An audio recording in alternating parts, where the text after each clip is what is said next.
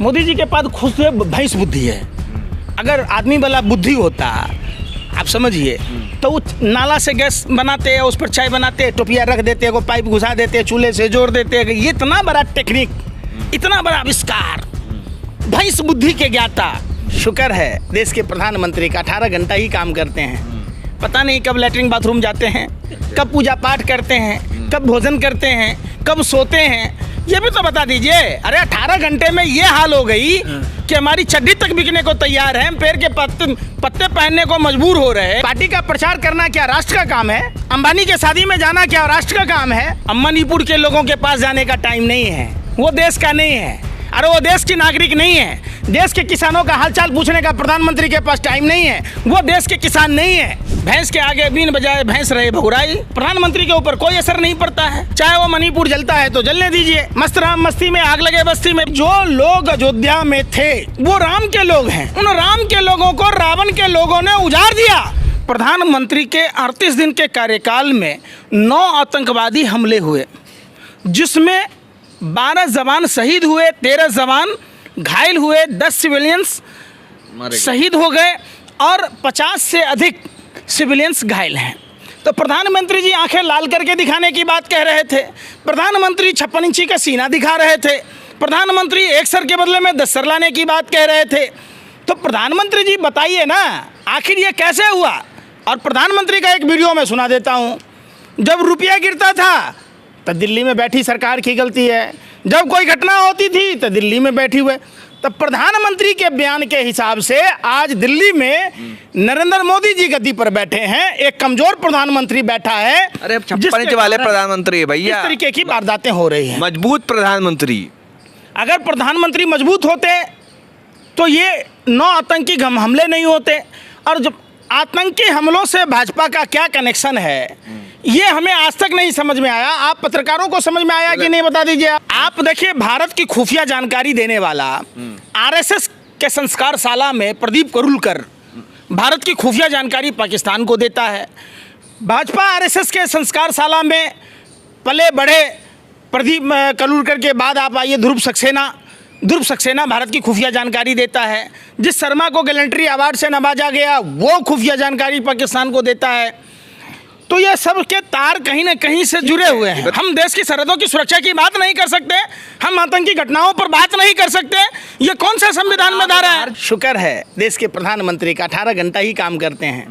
पता नहीं कब लैट्रिन बाथरूम जाते हैं, कब पूजा पाठ करते हैं, कब भोजन करते हैं, कब सोते हैं, ये भी तो बता दीजिए। अरे 18 घंटे में ये हाल हो गई कि हमारी चड्डी तक बिकने को तैयार है, हम पैर के पत्ते पहनने को मजबूर हो रहे हैं। तो फिर नहीं चाहिए 18 घंटा, 12 घंटा काम कीजिए ना, 8 घंटा काम कीजिए। और 18 घंटा जो आप कह रहे हैं, पार्टी का प्रचार करना क्या राष्ट्र का काम है? आप हमको बताइए। अंबानी के शादी में जाना क्या राष्ट्र का काम है? अरे देश के उद्योगपति है भाई, क्या बात कर रहे हैं आप? देश के सबसे बड़े उद्योगपति है। अच्छा, मणिपुर के लोगों के पास जाने का टाइम नहीं है, वो देश का नहीं है। अरे वो देश की नागरिक नहीं है। देश के किसानों का हालचाल पूछने का प्रधानमंत्री के पास टाइम नहीं है, वो देश के किसान नहीं है। मोदी जी तो मैथ की ऐसी तैसी कर ही दिए, A+B के होल स्क्वायर में 2A भी एक्स्ट्रा निकाल लिया, आप भी निकाल लिए, आपका भी भैंस बुद्धि है। अच्छा। अरे 2014 में कीटनाशक दवाओं के दाम क्या थे, यूरिया, DAP, पोटास, कैल्शियम का दाम क्या था, आप हमको बताइए ना। हम अगर उन्हीं पैसों को बचाएंगे तो महीने का 6,000 रुपया बचेगा एक किसान को। जो किसान की लागत है, देश के पालनहार अन्नदाता किसान भाइयों के बारे में जो प्रधानमंत्री कहा करते थे, ये तो धरती के भगवान हैं, इन्हें आने से कौन रोकता है? अरे वोट क्लब तक वो प्रदर्शन करते थे।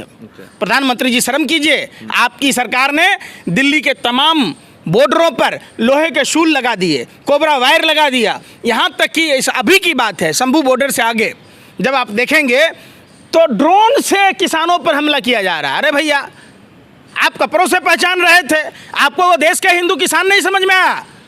आप बताइए ना। देश के प्रधानमंत्री और गृह मंत्री धर्म और मजहब की बात कहेंगे तो एक आम नागरिक को बोलने का पूरा अधिकार है। भैंस के आगे बीन बजाए भैंस रहे भगुराई।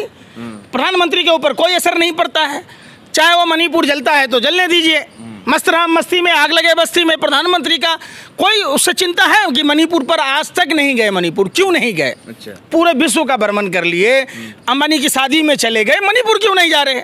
अयोध्या में कि जो वहाँ के लोग थे उनको उजाड़ कर भाजपा के नेता आईएएस आईपीएस मिलकर वहाँ की ज़मीनों में बंदर बांट कर रहा है। ब्रजभूषण शरण सिंह का बेटा करण भूषण से ज़मीन ले रहा है। तो आप सोचिए कि जो लोग अयोध्या में थे वो राम के लोग हैं, उन राम के लोगों को रावण के लोगों ने उजाड़ दिया, ये कालनेमी के लोगों ने उजाड़ दिया। मोदी जी के पास खुद से भैंस बुद्धि है। अगर आदमी वाला बुद्धि होता, आप समझिए, तो वो नाला से गैस बनाते हैं, उस पर चाय बनाते, टोपिया रख देते, को पाइप घुसा देते, चूल्हे से जोड़ देते। ये इतना बड़ा टेक्निक, इतना बड़ा आविष्कार, भैंस बुद्धि के ज्ञाता है व्यर्थ शास्त्री के पास जब है तो सबको टेक्निक बता देना चाहिए। जैसे मन की बात कहते हैं उसी में बता देते कि इतना बड़ा परात लेना, परात को नाले पर ढक देना, उसको छेद करना, उसमें पाइप लगा देना, चूल्हे से जोड़ देना, उस पर चाय खाना सब बनाना। तो काहे के लिए आदमी 1000-1200 का सिलेंडर ले रहा, बताइए आप हमको। बादल से राडार को छुपाया जा सकता है क्या? आप बताइए ना। अरे बादल से राडार छुपेगा? और प्रधानमंत्री कहते थे मैं पढ़ता नहीं था, सिर्फ ऐसे ऐसे देख लेता था। अच्छा। फोटोजेनिक उनके दिमाग में घुस जाता था। अब आदमी पढ़ेगा ही नहीं बच्चा, तो बच्चा फेल हो जाएगा। तो देश को मूर्ख बनाना चाहते हैं क्या प्रधानमंत्री जी? प्रधानमंत्री परीक्षा पर चर्चा दे रहे, जो खुद परीक्षाओं से भागते रहे। अच्छा। आप समझिए, जब प्रधानमंत्री गुजरात में थे तो दिल्ली यूनिवर्सिटी से बीए कर लिया, जब दिल्ली में थे तब गुजरात यूनिवर्सिटी से मैं इंटायर पॉलिटिकल साइंस कर लिया, जो देश में है ही नहीं। कभी कहते क्या वो एक से एक इतिहास की भी ऐसी तैसी कर दी है, मैथ का कर दिए, साइंस का कर दिए। आप इतिहास देखिए भाइयों एवं बहनों, गुरु नानक देव जी, बाबा गोरखनाथ, कबीरदास के साथ बैठ के हम चाय पर चर्चा करते थे। अरे प्रधानमंत्री जी, आप तीनों का अलग अलग कालखंड है, वो हमारे महापुरुष हैं, आराध्य हैं। आप उस समय तो जन्मों नहीं लिए थे, तो आप चाय कहाँ से पी लिए? अच्छा। अब फिर कहते हैं प्रधानमंत्री परीक्षा पर चर्चा, देश के छात्रों को संबोधित करते हैं। कहते क्या है कि जो कठिन प्रश्न है पहले उसको बनाइए, आसान प्रश्न को बाद में बनाइएगा। अब मान लीजिए जिस छात्र को जो याद होगा वो आसानी से सॉल्व कर सकता है, तो प्रधानमंत्री से ये कुतर्क दे रहे कि कठिन प्रश्न को पहले सॉल्व कीजिए तो विद्यार्थी परीक्षा में फेल होगा कि पास होगा? अच्छा। आप बताइए ना। सीधा सा बात है, प्रधानमंत्री की बातों पर ध्यान जब देंगे, प्रधानमंत्री कहते हैं भैंस ले जाएगा कांग्रेस जीत जाएगी, तो अरे भाई 2 मकान होगा तो 1 मकान ले लेंगे, 1 मकान ले लेगा। तो इतने साल से कांग्रेस की सरकार थी, हमने देखा जब इंदिरा गांधी जी ने राजे रजवाड़ों की ज़मीनें लेकर गरीबों में बांटा और जिन जमींदारों को मुआवजा देना पड़ता था टीवी पर उनको बंद कर दिया, तो आरएसएस के लोगों ने उस समय राजे रजवाड़ों के साथ थे। तो किसका कुतर्क मला बुद्धि है बताइए ना आप। अब ये कहते हैं इंदिरा गांधी जी ने ये कर दिया। अरे इंदिरा गांधी जी ने पाकिस्तान के 2 टुकड़े कर दिए। अगर आज इंदिरा गांधी जी शहीद ना हुई होती तो आज इंदिरा गांधी पाकिस्तान के 3 टुकड़े कर देती।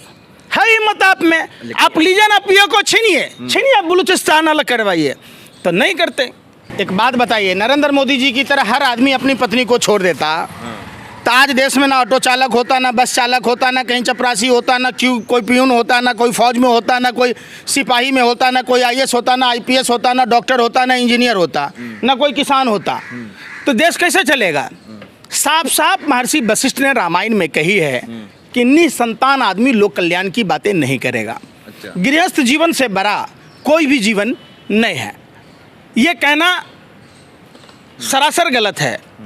तो वही ना कहे, आप कुतर्क बताते हैं। आपको शिक्षा देनी चाहिए कि आप गृहस्थ जीवन में जिए ताकि देश को फौजों की कमी ना हो, सिपाहियों की कमी ना हो, आईएएस आईपीएसों की कमी ना हो, डॉक्टर इंजीनियरों की कमी ना हो, तो देश के लिए छोड़ दिए। अरे देश के लिए क्या सब आदमी पत्नियों को छोड़ देता है? प्रधानमंत्री कहते हैं पकौड़ा तलो। अरे प्रधानमंत्री जी, इतनी आबादी हो गई है, पकौड़ा अगर तो जैसा कि क्यों नहीं पकौड़ा तलवाते? अमित शाह के बेटे से पकौड़ा तलवाते, राजनाथ सिंह के बेटे से पकौड़ा तलवाते, देवेंद्र फडणवीस से पकौड़ा तलवाते ना भाजपा में। ओम बिरला की बेटी को जो डायरेक्ट ज्वाइंट सेक्रेटरी बनाए हैं, आईएएस बनाए हैं लिटिल एंट्री के द्वारा, तो उनसे भी पकौड़ा तलवाते। उनका दुकान तो और चलता कि नहीं चलता? तो वो तो नेता के बच्चे भाई। यार फिर वही बात, और उन्हीं का एक आदमी नेता कह रहा है कि पंचर बनाइए, हाँ। छोड़िए डिग्री बेकार है। हाँ बताइए, अरे तुम्हारा बच्चा माने हमारा कुत्ता कुत्ता, आपका कुत्ता टॉमी हैं?